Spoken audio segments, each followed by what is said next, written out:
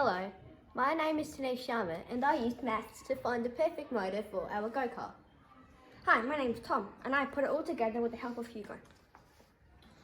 Hi, I'm Ruby and I solved all our problems.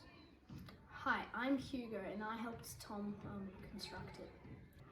We are the STEM Club! We originally bought this as a rusty, broken down pushcart off eBay.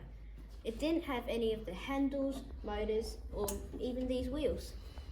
The brakes didn't work either. We all meet together at Friday lunchtimes to discuss ideas.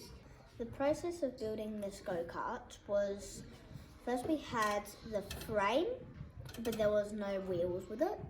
So we got these big wheels, but soon we figured out that the brakes would not work and it was something to do with rust. So we used this pole and we fixed it all up. The next thing that we did was, so there was no motor, there was no back bit here, so we kind of cut that out. Then we realized that the tires just kept wobbling every time we would put it in. It wouldn't work. And then once we finally got everything working, the chain. This was almost our biggest problem because we tried 3 times and we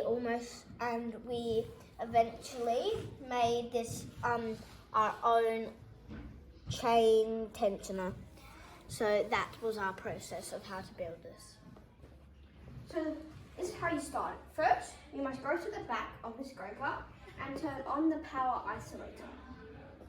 And then you come to the front, you put the key into the ignition key slot, you turn it right, and then you pull the throttle down.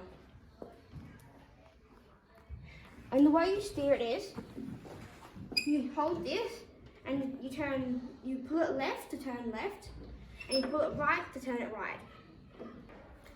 The most challenging part of building the go-kart was the chain at first, but then we got a chain tensioner. And the thing I learnt was to engineer and build like a go-kart. Gentle turn.